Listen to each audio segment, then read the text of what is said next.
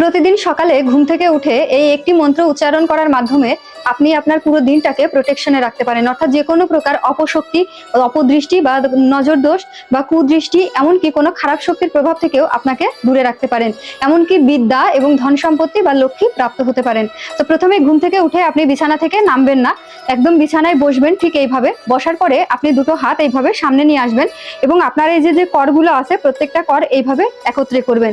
এমনকি এইভাবে করমণ্ডল সৃষ্টি করে আপনি আপনার করের দিকে দৃষ্টিপাত করবেন এবং একটি মন্ত্র উচ্চারণ করবেন। মন্ত্রটি হলো कराग्रे वसति लक्ष्मी करमध्यये सरस्वती करमूले तु गोविंदया प्रभाते कर दर्शनम।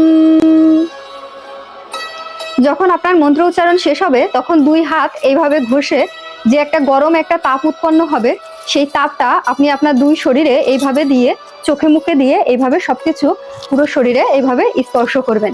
ঠিক আছে? তাহলে আপনার ভিতরে একটা প্রোটেকশন শেল তৈরি হবে। এমনকি ভগবান দেবদেবীরা প্রত্যেকে আপনাকে তখন রক্ষা করবে।